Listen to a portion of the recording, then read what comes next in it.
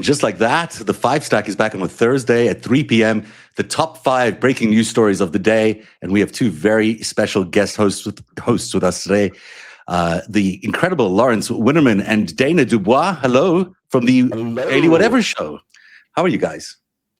Great. We're so good to be here, Zev. It is great to have you. As you know, we do this 5 days a week. Dean's away right now.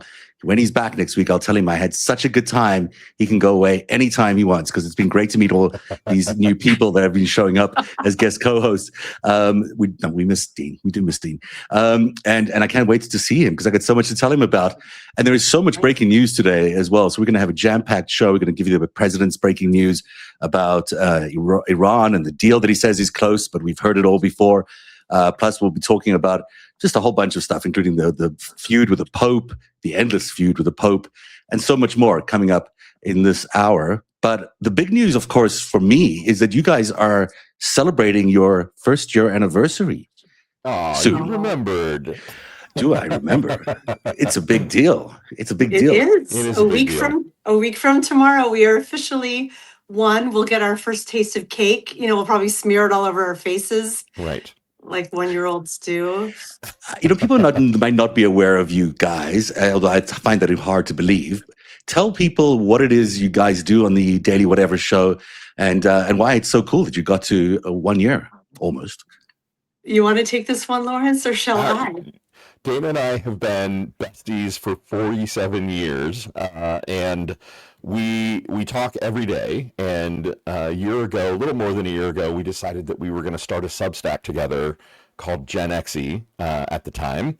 Mm-hmm. And then when live started becoming a thing, we were like, why don't we do a daily show that's just inviting people into our friendship every day? And we did, and here we are a year later. Right? It is like we're coming into a great friendship, and you really feel it. Everything, when being a guest on that show is so warm and comforting, and it just brings out the best in your guests. What's been your favorite moments in this last year, Dana? Oh my gosh, there have been so many. I mean, one thing I love about our show is it's the whatever in the title is a nod to our Gen X heritage, but it has meaning beyond that, where we want to bring in folks who are leading the way politically, culturally, and creatively, because we think they're all tied together, right? The cultural narrative is what moves the political narrative forward. It's the creatives who are moving the cultural narratives forward. So, gosh, it's hard to pick just one. I mean, you coming on our show is obviously I thought you were going to say that, and I was waiting and waiting. I thought it was so easy, but our guests are. I'm not joking about this, Zev. I also have my own Substack, I Write Out Loud, which is my home for creative nonfiction. And during my live yesterday, I announced this, and I swear every person in the chat was like, we love Zev's voice, Zev's blue eyes. Oh my gosh, you get to talk to Zev. And I promised them I would relay the message. I think a lot of them are here listening. Oh, so hi, everybody. Now you can blush. Hi. So you're going to get me blushing and whatever it is I have in my eyes. Right? It's great. The Substack community is amazing, isn't it? I just blown away. I've done this in various forms on different platforms. This one is unlike anything else. It's such a bonded community. They're so engaged. They're so motivated and focused on what they need to do, but they're also so nice and so generous and so lovely that it does give you a lot of hope in a time when there isn't that much hope. So it is great, and I'm so glad everyone's here. Yes. I'm so glad your followers are amongst mine as well. And if you're not yet subscribed to Dana and Lawrence, click the subscribe button on the top. Is it right? I think it's above my head right now, I think. And you can click on that and subscribe to them right away. But we should get into the top 5. Are you trying to figure out if it's right or left? I never know which it is. Is it right or I don't know. We do this all the time because Lawrence and I like to start our show by being like, that's my best friend. Because right now Lawrence is here, but half the time on the recap, it's the wrong way. So just say, look up, maybe it's up there.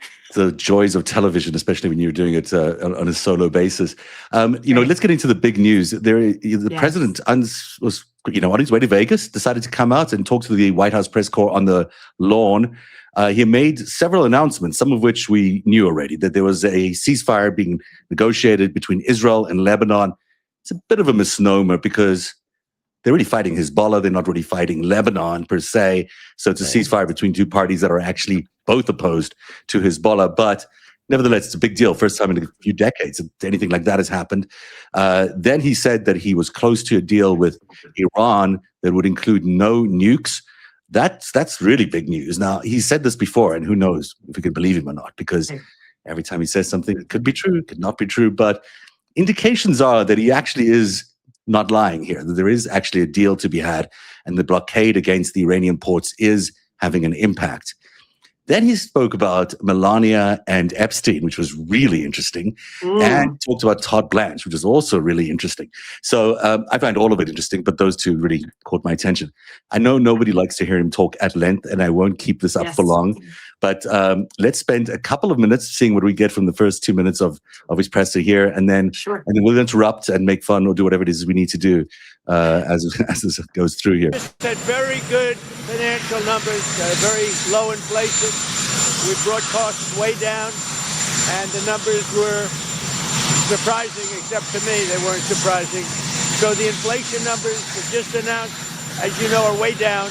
Are these new numbers? New numbers came today because they must have been today, because the ones that were announced earlier were not very good for him. And this is just terrible for him. So I don't know what glue he's sniffing today, but whatever. Yeah, I don't know. He's going to Vegas, and we'll never find out. Let's try. A local case originally, and they didn't want to let go of it, which is fine. It's up to them. It's really up to the community. But ultimately, when the FBI got involved, I think progress has been made. Complicated case. Mr. President, are you anticipating cutting a deal with Democrats to end the potential shutdown for DHS? We'll see what happens. We always have to protect our law enforcement. It's very important. They've done a great job. Remember, they've taken out hundreds of thousands of criminals out of our country, and we have the best crime numbers we've ever had, and everywhere. Murder numbers, crime numbers of any kind. We have the best numbers. We've taken out hundreds of thousands of criminals out of our country. We have to protect our law enforcement. Are you talking to any Democrats? Mr. President, Mr. President, considering land strikes on Mexico, Colombia, and Venezuela? What about it? Land strikes, are you planning? Don't worry about it. Mr. President, do you still have a veto on Nouri al-Maliki to become the Iraqi prime minister? We're looking at a prime minister. We're going to see what's going to happen. We've got some ideas on it. But in the end, the prime minister. Everybody needs the U.S. Everybody needs us. Are you planning to hold anyone accountable lying about his relationship with down in El Paso? The second aircraft carrier that you decided to send, talk about why you made that choice. Well, in case we don't make a deal, we'll need it. Are you worried? We'll need it. If we have a deal, we could cut it short. It'll be leaving very soon. We have one out there that just arrived. If we need it, we have it ready. A very big force. Is there going to be any progress in Ukraine negotiations? Do you still demand Zelensky has to hold elections before summer?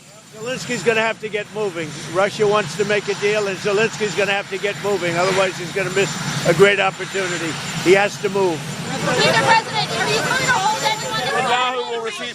Mr. President, are you personally involved in these negotiations over DHS funding, and where do you see room for compromise? Well, but you have to remember, if you look at Homeland Security, if you look at what they've done, if you look at what ICE has done at Border Patrol, we have the safest border in the record. Okay, I kind of see that. So I'm going to skip ahead here a little bit. It was just announced our crime numbers are the best. Receive a pardon.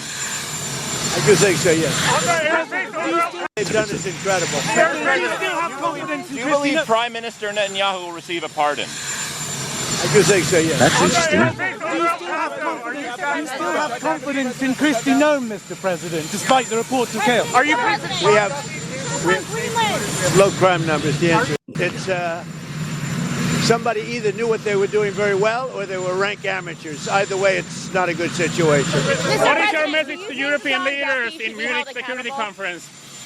Great relationship with them. If it wasn't for me, they'd be paying 2% and not paying. Instead, they're paying 5% and they're paying.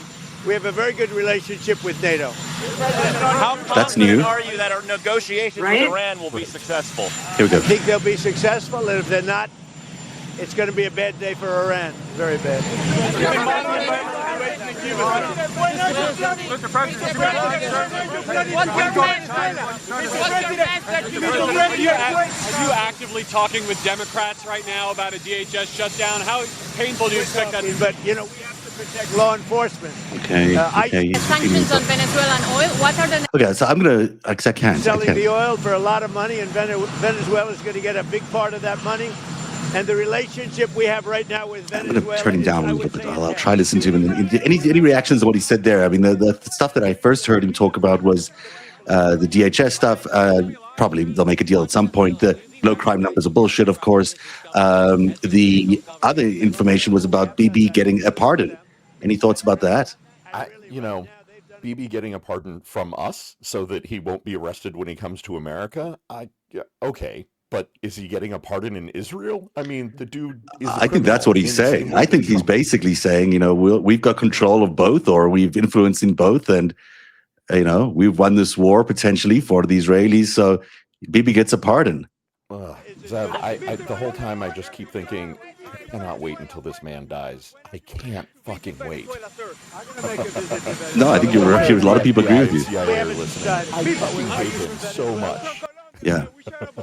This is to see if we can get one more clip out here. With the President of Colombia, President, on the Munich Security Conference, what is your message to Europe and to the leaders? The only message is we have a great relationship with NATO.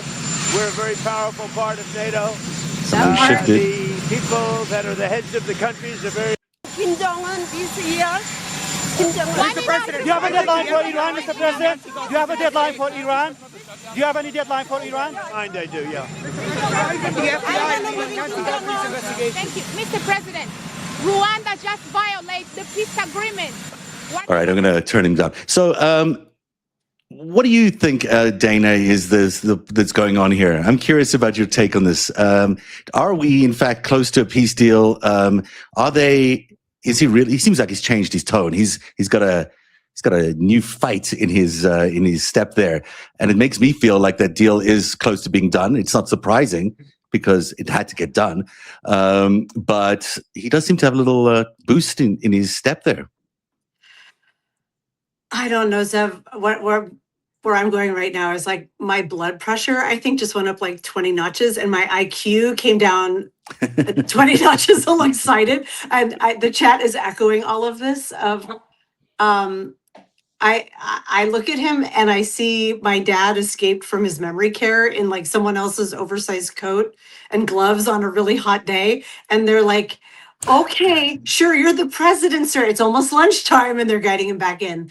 I'm being a little tongue in cheek here, but I cannot take him seriously. Mm-hmm. I don't know if this will be a real agreement or not. I am not your expert on the peace treaties. You should talk to Lawrence about that. Mm-hmm. But the other things I heard flying by, I'm like, we're in better terms with NATO. Our immigration numbers are great. Our inflation numbers are down. Like none. It was. There's someone in the chat called it verbal diarrhea. There's a name for that. It's logorrhea. I used to be a speech therapist, and that's literally what that means. Just diarrhea of the mouth, and that's all I hear is this flood of like none of this is really true or happening. So it's really hard for me to pull out the nuggets that are useful. But I did catch the pardon, and I really want to hear both of your perspectives on that. Well, Zev, I think what you were trying to scrub for there was the moment where apparently he says that Iran is going to agree to no nuclear weapons, not just the 20-year term, but forever. Yes. Which would be absolute breaking news if it were true. I just don't personally see how they could have gone from, we were asking for 20, Iran was asking for 3, and now miraculously we've apparently offered something that has made them agree to no nukes ever. That would be revolutionary. For the sake of the world, I hope it's true. I can't imagine. There is a theory out there, Lawrence. I don't know if you've heard this, that they're going to try and give a regional pass to the region in terms of enriching uranium. And so it's going to be Saudi Arabia and Iran and everybody else collaborating in their uranium enrichment, and therefore keeping an eye on each other's uranium enrichment. And that was earlier on rumored to be a possible deal. I mean, I don't know if there were a possible proposal on the table. I don't know if that is what will clinch it. I don't know if there's a backdoor money trail that leads back to the Trumps somehow, or something else. But it does feel like there is a, it's Iran obviously wants the weapon, and they want to continue to develop it, and they've made that clear to the world. Well, maybe the blockade has changed his mind. Yeah, him saying that he was going to eliminate the Persian civilization overnight, did nothing, I'm sure, other than make Iran want to or a nuclear weapon more than ever. Mm-hmm. I don't know. You remember Spaceballs or History of the World Part 2? I can't remember which one. The Egyptians and the Jews find oil in the Sinai Peninsula and are celebrating together. That must have been Spaceballs. It's not in History of the World. Are going to collaborate on enriching uranium together. That seems as plausible to me. It seems ridiculous. Of course, everything in the world seems ridiculous on a daily basis. I mean, the last year has been, a study in that. Yet, here he is. This week, he's going to be with Netanyahu and the Lebanese prime minister, whom I don't know, who's going to be at the White House. They're going to be, taking a victory lap for this apparent peace deal in Lebanon. He is now claiming, in the space of an hour, that he solved 10 wars. So he went from 8 wars to 10 wars in just an hour or so. And yet there is a little bit of it is true, that yes, if he gets a deal with Iran, if it's a big if, then yes, that's a score. And if he gets it, and he did get a deal between at least a ceasefire between Lebanon and Israel, which is also a little bit of movement, even though it's not with Hezbollah and it's not real because Iran really controls Hezbollah. But nevertheless, there's you'd have to give him at least some credit. The problem is, the reason he's able to score these deals, in my opinion, is because he is one of those guys. He's like the Iranians. He's, a fascist leader. He's got democratic, withdrawal symptoms. I don't know what he wants to get off to democracy, but he's desperately trying to get off democracy and get America out of democracy. And he's friends with Vladimir Putin, who's an organized criminal and he admires these dictators who are just basic criminals. And he wants the whole world to look just like that. And so he's able to solve these things by sacrificing all the things that America used to stand for. He's sacrificing liberty. He's sacrificing equality. He's sacrificing justice. He's sacrificing diversity. All these things that we used to love about America. He's saying, well, I'll get rid of all of that, and then I can solve the wars. Well, of course you can solve the wars, because then you're not in any disagreement with anybody if you take away those things. But, what do you really stand for at the end of the day? If America doesn't believe in those things anymore, then America isn't America. He won a FIFA Peace Prize, Ev. I mean, is there no honor in the FIFA Peace Prize? It's almost like they don't have a high bar. Start a couple. Right? It's true. I mean, maybe that's maybe that's the way it is. I wonder what his reaction was like to finding out that Zelensky was nominated for the Peace Prize this year. He must have had a major flip out. Oh my God. Because to have been a fly on the wall in that moment. Yeah. I haven't seen like a Truth Social rant about that, though. Does he know? Is it possible that his handlers are like, don't let him look at his phone? It's probably like that. And he just hasn't like seen that it? at the White House. They're probably like, don't. Can you imagine like trying to manage this guy? It must be really difficult. It must be, you've got to avoid showing him anything that he might set him off at any given time, because he's that sensitive. I mean, he's got that kind of mercurial sense of temper. I don't know. It was not a sense of temper, but it's he's very mercurial, and he can just pop open at any time. On top of that, he's just lecherous and disgusting. So it must be very difficult to manage this man's day and his mood. Yes. I can't imagine having that job. The people who have that job are, probably horribly, horribly damaged psychologically in some way. Right. I can't imagine doing it. We have talked on the Daily Whatever show. It was your weirdo friend, one of our guests, who coined this term that this administration is like domestic violence at scale. We are all like, yes, it would be horrible to be managing him, and also we're all at home sort of managing the cycles of this. I have to admit, like, that was so triggering for me to listen, like my blood pressure going up, because I only read the news about him. I don't listen. Right. Because the tone, like, I've spent my whole adult life, removing myself from particularly men who act like he does. Right. Yeah. And so to have him have the ultimate seat of power is very challenging. And one of the ways I manage it is only taking it in with my eyes. I don't listen and I don't watch. I don't know if other people in the chat feel that way as well, but to have to be in the room with him every day, managing him, my God, I don't know how they do it. You know, you're actually striking on a point that's so important, because yeah, there are a lot of people who feel that way about these kinds of guys, whether it's Donald Trump or Pete Hegseth or, you know, whatever those types of guys that are just bullies and rapists and criminals who seem to get ahead regardless of whatever it is they do, but just because of who they know and because of the color of their skin. This is, you know, these are not people who are there because of merit. They're there because of, you know, dodging the system and breaking the rules. And some of that, you know, a lot of people have sort of a grudging respect for, but most people, you know, that I know find him so disgusting and such a turnoff. But it really is a battle between those guys, you know, and the rest of us, what we're seeing in America right now, because those guys represent the very worst of who we are. Right. And yet they are fighting for survival in a way right now. And, you know, on some days they look like they're losing, other days they feel like they're winning. And today it's it's hard to tell which kind of day it's going to be. But, you know, it didn't make me feel good listening to him at all. I thought, oh, here we go again, as they surge up a little bit. Yeah. And you go, Lawrence, because I think I know where you're going with the predator class. Well, I mean, I was either going to go predator class, or the thing that it was making me think is, you know, remember that moment after Renee Good was assassinated and Alex Preddy, and just the contrast that we got in terms of what happened after Charlie Kirk was assassinated, right? And the way that the right wing lionized Charlie Kirk, and people were like, "I am Charlie Kirk."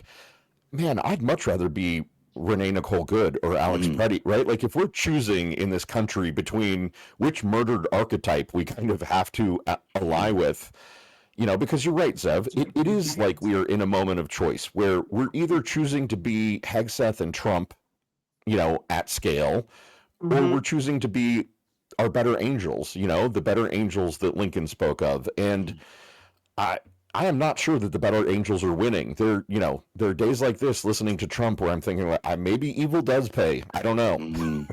Right? You know, it does. I mean, how many people have spent some people watching or any of you two have spent your life doing the right thing, you know, following all the rules, expecting to land up somewhere. And meanwhile, the guys that break the rules and who are real assholes land up rising and rising and rising. And, you know, I think of Swalwell in particular. I was so disappointed in Swalwell because I wanted him to be a good guy, you know. I really wanted him to be a good guy. I thought there's got to be one good guy in the world who can, like, potentially lead the Democratic Party. And yet here he is, you know, disappointing everybody again with his alleged behavior, but it's still behavior. And, you know, it's some days it just feels like that's just what works. Maybe the world is just like that. Right. Yeah. Nice guys don't win, and you know, the assholes get ahead because they're willing to push the boundaries and challenge the norms, and, you know, half the time they get away with it. I will say, especially moving through the world as a woman, but I think we're all feeling this sense of watching men at the highest levels of wealth and power. And we see that when they get there, what they're choosing to do often is to take advantage of kids and very young women. And they're doing it without consequence again and again. And now, and we're being led by all of them right now, right? We're kind of powerless collectively. That is a really emotionally damaging way to just move through the world, when you're just like, why is it that when men get to this level, this is how they choose to spend their time, money, resources? This is, they choose to be abusers, and that's tough. The Swalwell one, I wrote about it a bit of, like, there is a sense of heartache there, right? It's harder when it's our side. You expect the Epstein class, the pedophile class, the predator class, whatever you want to call them, to not treat women well, because their laws don't treat women well. They are overtly saying maybe women should lose the right to vote. Maybe, you know, women should be at home and making all the babies, even if they can't afford it. We expect them to have shitty attitudes toward women. But when someone like Eric Swalwell, who, like, walked the walk alongside us and was trying to legislate on our behalf, he's doing and saying all the right thing in public. When you realize that in private, he's just as bad as the other guys. Like, there is a grief with that. You don't want to believe it, right? But the evidence is pretty compelling. I don't believe CNN would put their professional name on the line or potentially open themselves up to litigation. They have to feel very confident in what they're publishing. Their legal team has to vet it. Something in the chat. So somebody named Shep in the chat said, stop convicting Swalwell before the charges are proven. No, Shep, I won't. Because he's going to be found guilty. Because these women are telling the truth. And he may not have gone through the adjudicated court process. Yes, that is true. But I am a smart person. Actually, you don't have to be particularly smart to just listen to women. And when the stories are so often exactly the same from disparate people who don't know each other until they all come forward and discover that they were also drugged and raped by the same congressman. Allegedly, just for legal purposes. Allegedly, then, I won't stop convicting him before he is found guilty in a court of law. We know he did it. You don't. We know that he did. Brain to figure it out. He was there. He did those things. Did he actually do the rape as it will be adjudicated in a court of law? Is something that's going to be under great debate. Their argument for Swalwell's lawyers is that these were two consenting adults who decided to do something, and then the one consenting adult regretted it the next day and changed the story. And this baby has happened a few times, so that makes it suspicious. But that is the return argument is, yes, he was there and did some shady things, and he was married, and his wife was pregnant at the time, and he's a congressman, and he shouldn't be such a douche. But he is, also being said, they said that he's just been falsely accused by these people who landed up just having regret afterwards. That is plausible. I'm not saying it's right. It's plausible though, Lawrence. And I know that's, I can tell that's sort of not what you want to hear, but it's plausible, right? I mean, it is conceivable that, and in fact, we need to go through this process. Jodie Foster in Contact, right? As a scientist, do I have to concede that, in fact, there's a non-zero probability that he's, in fact, innocent and all of these women are making up these charges or regretting their consensual sexual encounter? Sure. As a scientist, I can admit that. As a human who has lived 56 years and see this pattern repeat over and over and over, as somebody who is an unabashed feminist and who listens to women, I am betting all of my chips on the fact that he's guilty. Now, what does it say that, let's say he is guilty. Let's say that Donald Trump is also guilty. Now, if you're a Republican and you want to behave like that, you get away with it. You can rise to the top and you get to stay in power, because it's only the Democrats who are busy policing themselves in the way that they're doing so on the left. So if you're going to be that kind of guy, you've got to be a Republican. Lawrence, I'm going to let you take this one because you're doing great. I have more to say, but I know you do too. We're better. We need to be better. If we're not better, then the Democratic Party deserves to die, and we need to instantiate another party that is, in fact, actually better, that actually listens to and believes women, and that, passes legislation that makes sure shit like this can't happen, or that when it does happen, the men are prosecuted to the fullest extent of the law. I don't know. I get it, Zev. I get what you're saying, that, Democrats, we eat our own because they get accused credibly of assault and then we force them to resign. And are we actually keeping the playing field level because blah, blah, blah? No. If there is no party actually advocating for justice and the rights of women and the rights of the downtrodden, then we're doing democracy all fucking wrong, is my point. And we're allowing corruption. We're allowing, because why do these guys land up doing so well? Is because they're so compromisable. It's so easy to have people who cheat in power because you've got the pictures already. You know exactly how you're going to make them stay in line. You know exactly how much, who they slept with on which day. So it's so easy to get them. And it's a small thing because it's not considered like corruption to sleep on, or to cheat on your partner. But it's an indicator of what else is possible with that person. And what we've seen in the Republican Party is such a backslide into total corruption That, in fact, if you flip that whole argument around, you can only be in the Republican Party if you're a total criminal. Right. That's actually the way Gates, in. Yeah. You know? Yeah. Say that again, Mr. Let's ask Matt Gates. Yeah, exactly. You know, I mean, I want to add name endless name. You know, the I want to Republican add Party does seem to be entirely. Sorry, Dana. It seems to be made of criminals and thieves and rapists and pedophiles and people who are wholly bought and paid for by Russia or China or who knows, God knows who. I don't want a criminal party. I prefer we had two parties that were completely free of criminals. That would wouldn't that be nice? An astonishing Don't moment I miss for that American so democracy. much. I miss when the Republican Party were just like your nice conservative uncle who tells you should be putting more money in your savings account, and you were like, Mitt Romney, I am sorry from the bottom of my heart, Mitt Romney. I miss please you. come back and we need a show same us party. What destroying American-grown businesses to part them out for foreign capital is all about. Please. As long as you don't rape women and kids and, steal our treasury and steal our treasury and start wars unprovoked. One thing just to layer on top of that, first of all, thank you, Lawrence. It's nice to have a man championing that strongly, because often it's we women who are like, but, our humanity. I hear you, and the chat has collapsed on me, so I assume the chat is very active today, which is great. I can't get back in it, so I don't remember the name of the person who first called this out.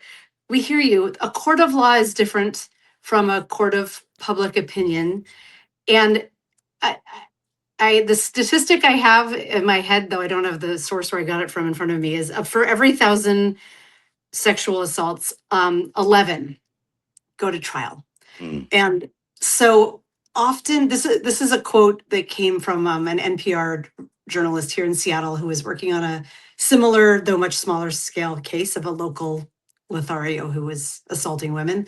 She said, often the only justice women really see is in through journalism. It often doesn't go to court because it hits up against this wall.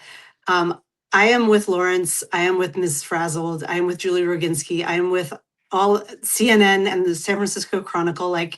I'm looking to what's there and what has been legally vetted. And there's no way that all of these women all had these experiences and they were all miraculously consensual, especially when you look at the age gap, when you look at the power gap that was there with these women.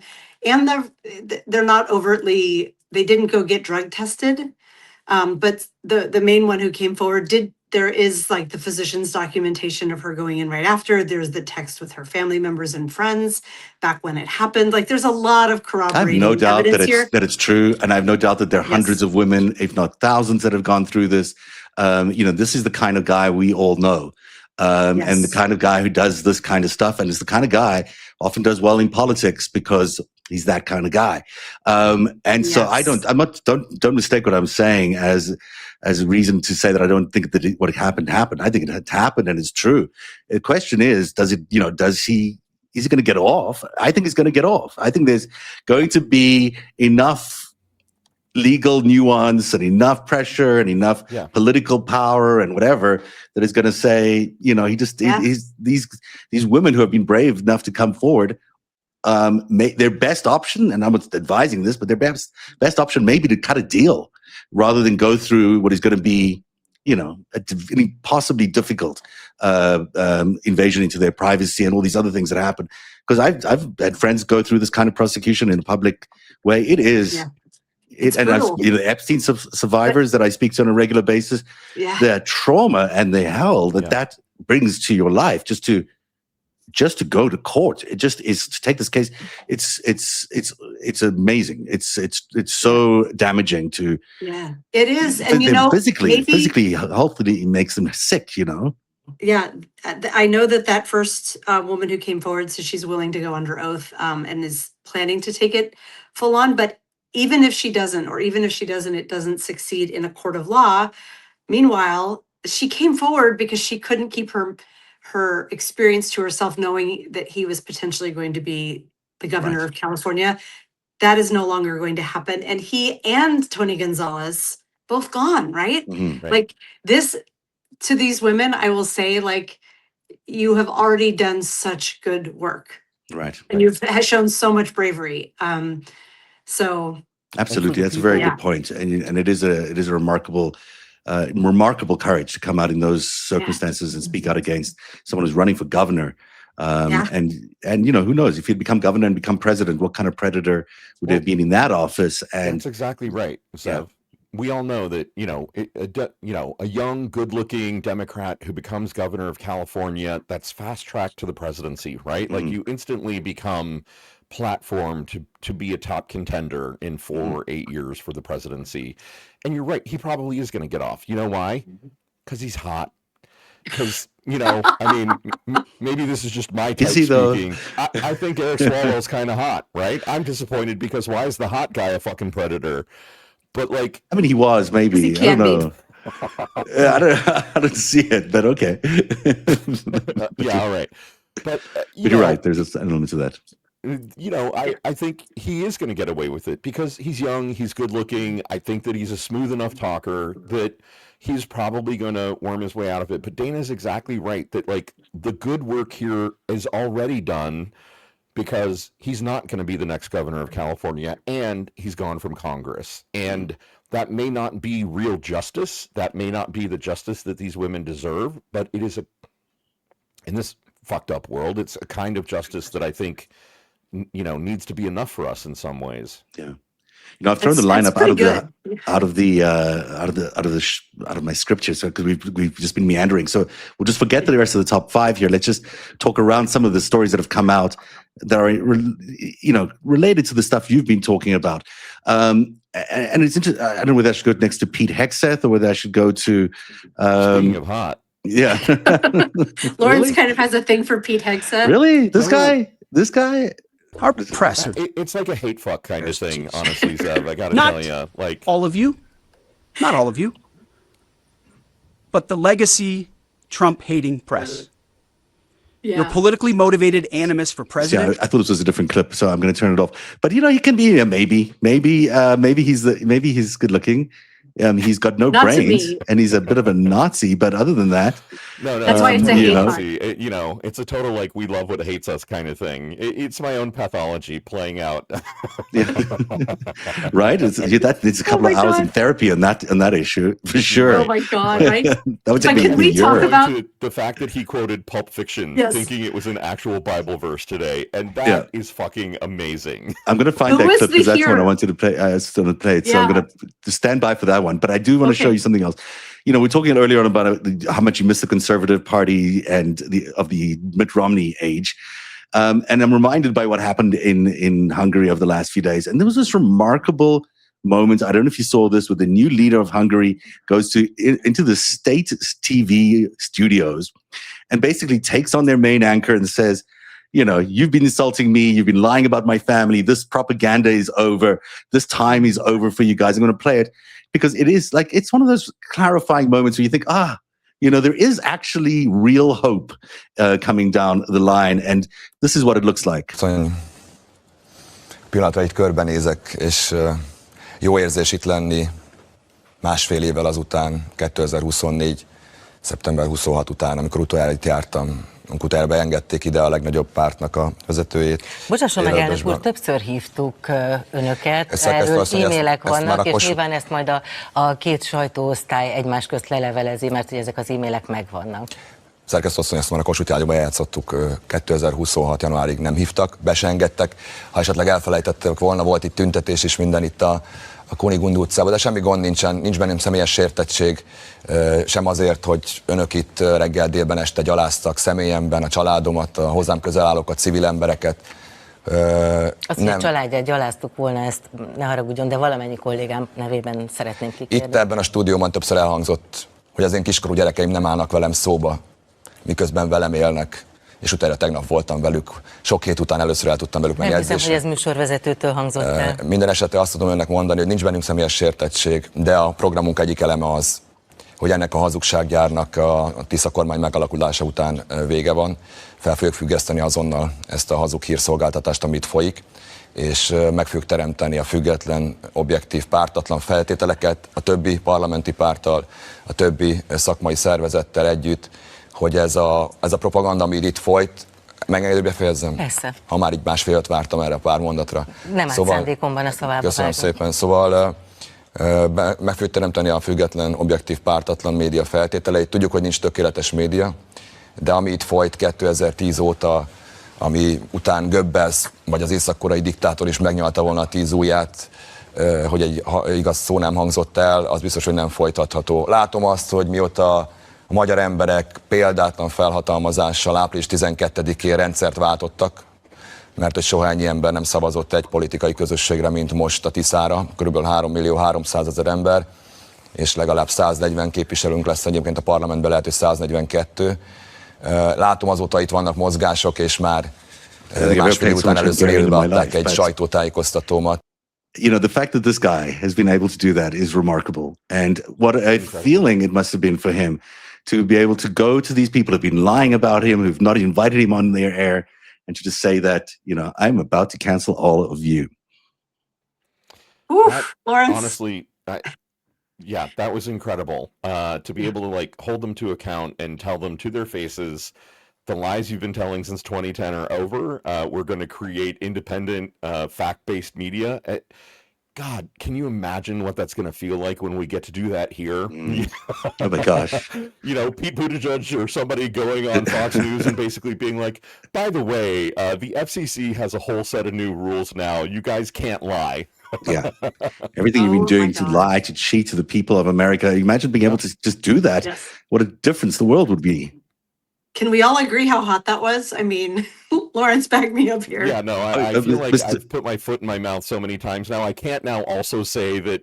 And by the way, how amazing is it that his last name Magyar is basically Hungary? It's like somebody named Peter America. Is it really? Is that what but is it really? So here's a good-looking guy. I'll concede he's a good-looking guy, and he's part of this new line of really good-looking guys that are coming out of Europe that are running countries. I mean, there's the Dutch prime minister is also gay, which is just like an added value thing for some people. But you know, and then you got Magyar here. I'm not sure of his orientation. He said, you know, he's just straight. He's got his kids, but yeah, he's married. He's got kids. The Spanish PM also very attractive. Yeah, like I'm not mad about this. You know, and Justin Trudeau hanging out with Katy Perry at Coachella. Did you see the video of that the other day? That was quite something. Although he was drinking out of a plastic cup, which was breaking news on Fox News. I can tell you, Justin Trudeau drinking out of a red Solo cup because he was, I don't know. Washington Post was all about his head. Cred. Oh yeah, good point. Good point. Washington Post is all about his head, his hat being the wrong way around, having a backwards cap, being a bad way to wear things. But you know, he's going out with Katy Perry. You can't beat that. Right? Can't beat that. Donald Trump can't beat that, no matter what he tries. I'm just saying, God, Dana, help me. I'm blanking. Who's the asshole rocker? That's Kid Rock. Right? Kid Rock. The only guy that the Republicans have. Oh my God. He's got a design show these days. I don't even know that. I stumbled across that. I was like, how does he get a design show? A design show? Yeah, like a home design show. I was like, really? Kid Rock. Yeah, Kid Rock does. Yeah, it's. We were talking to Julie Roginski the other day, and her theory about Trump is that he's secretly gay. And I was like, yeah, in some other universe, he's out, and he's the worst interior designer in all of Palm Beach, right? Like, he's the one like, sweetie, we'll put gold here, we'll put gold here. This needs a fleur-de-lis. Have you seen what he's done to the White House? Have you seen the inside of the White House? It is astonishingly gaudy. Like, he is the most gaudy person. More columns. You need more gilded columns everywhere. Right. He might be gay. I mean, you think about his history. You got Roy Cohen, was really his best friend for a long period of time. And Roy Cohen certainly lived a very flamboyant, use that term, gay lifestyle. You know, I saw that video of him grabbing Bill Clinton's privates, and I was like, well, that's very friendly. And then there's all the other rumors around Bill Clinton and Donald Trump, including the letter from the Epstein files about, you know, did someone give the other person a blowjob?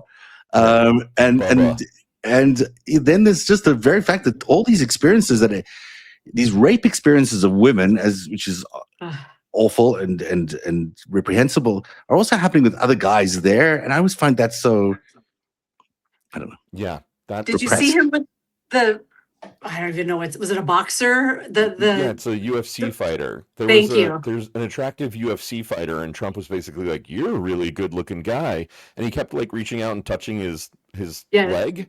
It was just in the news You're this so week. attractive. You should be a model. And I was like, Jesus, Donald, even I am not that forward after a couple drinks. Like, Maybe he's gay. Maybe he's gay. Maybe if you just added like a slightly larger rings or some bling to him, you'd be like full on Liberace. I think we just need to send him to a pool party somewhere. Send him to Puerto Vallarta for Bear Week or whatever, to a pool party, and maybe that's what it's going to take to get us out of this national nightmare. There'll be peace on earth because of that. Of course, I'm putting a link in the chat to a creator called Branhattan. Like Manhattan, but it's Branhattan. I don't know if you guys follow him, but so funny. Branson Gates, he's very funny, and he does like Sarah Cooper did during the first Trump administration, where he takes Trump dialogue and he lip syncs with it. And he is a very cute gay man, and all of the quotes that he takes out of context really make it sound like he's hitting on men. It's pretty convincing. So I'll check it out. Which chat did you put it in? Did you put it in the Substack one or the? I put it in the Substack one because I'm on my phone for the. Okay. I'll try to grab it. I'll find. Oh no, I can't even. Move he is so funny. So if we could watch one, it's when I was there when Lawrence was talking to Julie. I was on Saturdays for Sanity last week, and I was like, I don't know, you guys. And then after everyone presented their cases and we watched these videos, I was like, all right, you've convinced me. That's what's happening. I don't know if that's a good thing or a bad thing if he's gay, but it's amazing how many of these Republican insiders, the MAGA insiders, are gay. Yeah. I mean, it's so, Peter Thiel is, I just don't get it. I don't get how you can be. Peter Thiel is gay, and and we all, Grindr and everything crashes every time there's a Republican convention or CPAC gathering. So that's there's just something data. about repression and and republicanism that goes together. Yeah, you can do whatever you want to as long as you further these immoral laws. Behind the scenes, you can get away with absolutely anything. Is basically the message, and it's probably the truth. I mean, the reality of it is that's probably the way they operate. I mean, if you just look at Mike Johnson or. I mean, these guys are not credibly heterosexual. I don't think, not that there's, not anything wrong with that, but it's just that they don't read as that. So how can they be in that position? Honestly, I think, everyone in their lives is tempted at some point to make a deal with the devil. And I guess some people are like, I can't possibly be outwardly gay. I want power. I'll do my business behind closed doors and I'll, make a deal with the devil. The deal with the devil is the problem, right? I mean, because you can be outwardly gay in the Democratic Party, and it's fine. But if you're outwardly gay in the GOP, you can't. So you got to be in the closet. Really, that's the deal. Right. You can do whatever you want to, but you got to stay in the closet in the GOP, and you got to be a criminal, because that's also the two things that we've identified today as the criteria for joining the Republican Party. Yeah. Yes. 100%. Sure. George W. Bush just wanted to be a painter. Do you remember after, his presidency ended? I could vibes with him too. Started just painting really mediocre paintings. Yeah, and it was like, dude, if you could have just gone to art school, you would have spared a lot of us. He was a friendly guy. I met him once at the White House, and I was, can I just say this? Am I allowed to even say this? People are going to go crazy if I say I got gay vibes of both Obama and Bush. Really? Yeah. And neither of those would surprise me, right? And maybe not completely. I believe Barack and Michelle are an item and passionately in love, but maybe Barack dabbled. Maybe he's bi. Bi is an absolutely legitimate setting on the whole spectrum. It may be the legitimate setting, really, at the end of the day. Right. But it struck me that both of they were both like that, and a lot of people in that world are like that. There are a lot of there's a lot of people who are gay. I think Barack is metrosexual, so you can clock him as gay because he's just so good looking and so put together. You can't with that guy, and he's so tall and he's so striking, and it's just like, it's you can't. You know who George W. Bush is? George W. Bush is the the moderately attractive frat guy with an unexpectedly large penis, who is his entire persona is basically like, yeah, it's really big. You want it? You want to touch it? No, anyone could touch it. Let's grab a beer. You could touch it. Yeah, like that's George W. Bush. Oh my God. He was the first thing he said to me was, "Damn, you've been working out a lot." And I was like, "You don't know who I am, but okay, but I know where you're going." Right? You know, Zev, he just wanted to grab a beer with you and hang out. You know, the way the bros do. Yeah, no, I think that's this. You know, so I actually did one of these things. I did one of these things where I did like a side tap because he made a funny joke and I was side tapped him. But you can't do that because the Secret Service, the minute you get that close to the president of the United States, like you're actually going to touch him, they just like zoom in on you, and it's like, oh, something just happened. So I stepped back. Meanwhile, Zev, when you were like, hey, do you guys want to come on? Dean's out of town. Did you think this is what the show is going to be all about? No, I had a completely different plan. I mean, but I also had in the back of my mind that I was going to completely throw it out today, because I also felt like it should be a Friday, even though it's not a Friday. I don't know. You guys should be in my life on a Friday, because I just needed I needed to disengage from the doom and gloom of it all, because I do think that's part of their game, is to, I wrote about this in narrative earlier on, is to just make our lives shitty and to make us so fearful and so terrified that we don't do anything. And I was like, I gotta I just want to be able to like just release it for one day. Also, I've been investigating the Epstein stuff, and it's just like, you spent 24 hours like diving through Epstein content, and then it's just great you're here. I'm thrilled you guys came. And Ellie and Kate Justice, like you folks who are like digging through the absolute muck of the Epstein. I don't know how you do it. Like, God bless you for doing it. But oh my gosh, you must need to take like a hot shower at the end of every day after reading all of that muck. It's really gross. I mean, there's not a little bit of redeeming quality to any of these people. Like, they're just so amoral. It's just, I find it so sad, because they could do so much good for the world, and yet they choose to actually outdo each other with how bad they can be for the world. And the financial crimes, which is where I've been focused for the last 6 years now. I've been focused on these financial crimes. They're so the whole thing was about getting it bigger and bigger and bigger every year. And can we outdo last year's big heist? Can we do last year's big crash where we stole trillions out of the economy and made millions of people homeless? Can we get even 2 trillion people homeless this time? Can we, it's the kind of the worst mentality in the world, and without even any awareness of that. And then they'll go and rape girls and do it in these gang rapes and treat people terribly. And then, it's like, who would want to spend a minute with these people? It was just awful. Yeah. I as you were saying that, I was like, it's true that you probably haven't learned anything interesting or good in reading these emails, right? It's not like you slog through the muck and then you're like, oh, here's an interesting factoid about Etruscan pottery that I would not have learned if I hadn't been reading this. No, Etruscan pottery. I love your brain, Lawrence. What is Etruscan?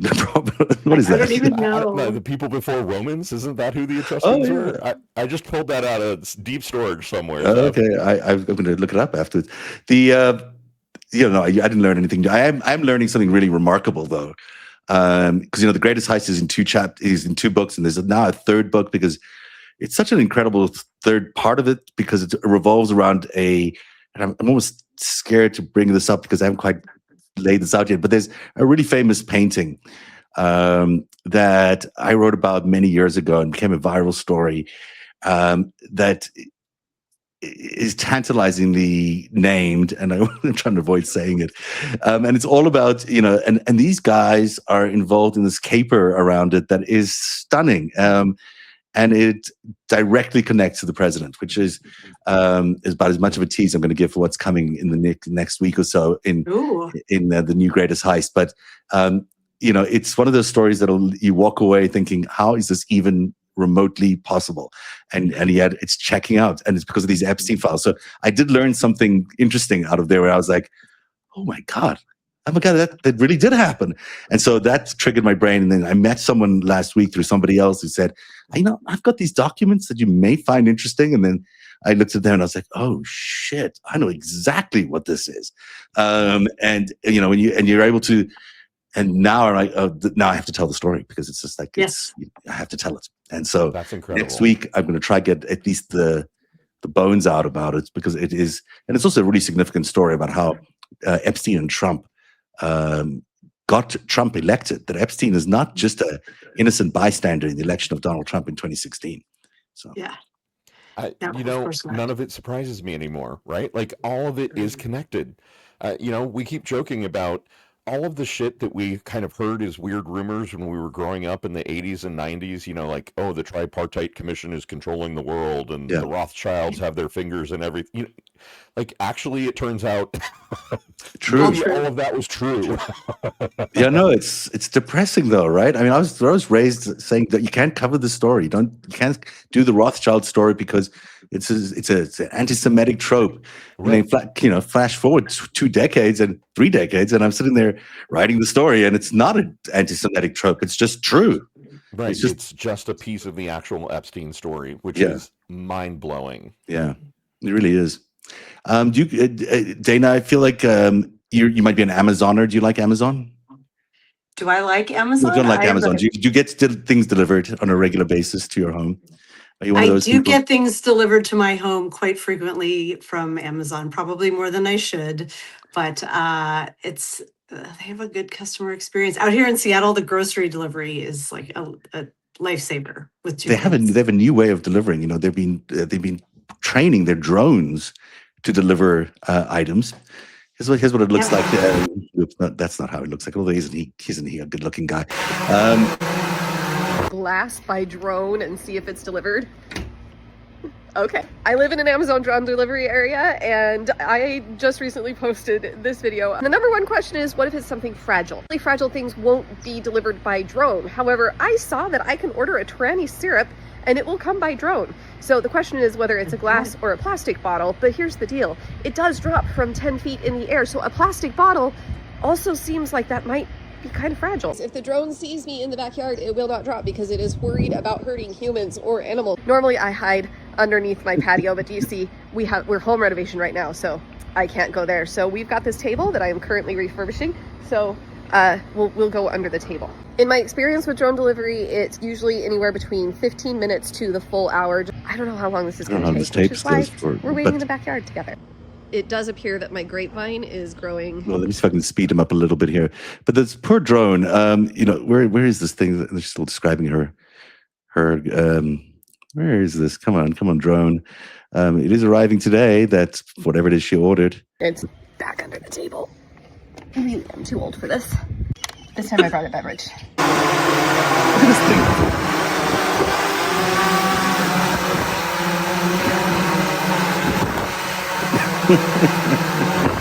Package is here. Let's see how it survived. Wow. I'm gonna need more than one hand. It does smell like blue raspberry, which is not a good sign. Oh, everywhere. Oh, didn't work out for it's the definitely drone. Broken. Plastic bottle, they did not send a glass bottle. So she's become a viral sensation because of that. But also, how ridiculously imposing are those things? Can you imagine them arriving en masse in your neighborhood and dropping things out of the sky? You know what's so nice about those, Ev, is they're going to be so easy to retrofit with machine guns as soon as the populace rises against the Palantir. I see that, and literally all I can think is, like, we are so close to being chased by robot dogs. I mean, we are. I mean, you see what happened the other day on the Amazon floor where the guy died and they just told everyone to keep working around his body? Like, really? I did hear that. That's how you take... that's how seriously you take your health of your workers. That's crazy. But you're right. We're probably going to see all those things. I mean, with the way Palantir is going and all those, whatever they're doing with our voting rolls and social security number. That is a story I did want to get to today.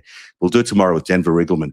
But there is this, that EO that is being put out about how they're going to be sending voters' rolls to states, and only people who get authorized by them will actually get their ballots delivered by the USPS. This is actually a real thing that's going to be going on in November, and everyone might be thinking, "Well, we'll fight it in courts, and we're going to get away with, and we'll get them removed in court." I don't think so. I think these guys are just going to run and gun it. They're basically doing a big heist on the U.S. democracy, and they're just going to try get this as few ballots as they can, only into the hands of people they know are going to vote a certain way, and then they're going to declare victory, and then they're going to shut it all down, and the whole thing will never be adjudicated. We'll never go to courts. We'll never see it. It'll go to the court, right? But the Supreme Court will slow walk it, and then they'll be like, "Oh, but he's already been president again." You know, it's the GOP Congress again for 2 years. It's too late. Yeah. That's basically what it is. So people have to, really check their voter registration. They really have to make sure that they get in the voters' rolls and repeatedly check. Even if you have to do it week after week, keep checking, because they are going to be doing some funny business, especially if you're in a swing state. Lawrence and Dana, do you want to say anything else about your brilliant show, and where people can see it, and how they can get in touch with you guys, and how they can find your great personalities and your great content? Let everybody know. Sure. Well, we are at thedailywhatevershow.com.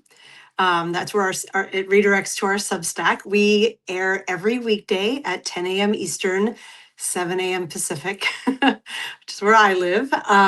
We post that's right. That's why you calendar. said 7 a.m. Now I got it. Yeah, I'm in Seattle. Next Friday is our first birthday, and we're having a special 2-hour episode with a whole bunch of our favorite guests who've been on supporting us this first year, and Zev will be one of them. So excited. I love a good morning party, and this will be a good morning party. It's going to be an Amazon drone dropping some cake at your house, Zev, for the party. I'm excited about that. It might splatter everywhere, so be careful when you open it. I'll hide under the table, and it's going to be no problem. It'll just arrive on its own. It's been a pleasure having you guys join me today. Thank you very much for being here, and I hope we get to do it again. We'll have to send Dean on many more vacations, or we just have to find another reason to get together, because it's always nice to hang out. And it's been terrific. I'm so glad we'll get to see you again next week. Like we can just say see you later instead of goodbye. Yeah, so we're going to see you next week. And I hope Dean is having a fabulous trip. And I'm glad he wasn't here, because this was so much fun. It was. And so see you later. And also see you later at home. Thanks for being here on the FiveStack. We'll have one more guest host announced tomorrow. We'll see you then. Yeah, and the chat has been amazing, by the way. Like everyone in the chat has been so fun. I've been they're really answering on as today. much as I can. But you've crashed my browser like 5 times with all of the comments. Guys. It's been great. Or you need a new computer, or clear out your cache. That's always it's a brand new computer. Oh, really? Yeah, it's just your chat's that active today. It's nuts. Cheers. Good job, guys. We'll see you again tomorrow on the FiveStack.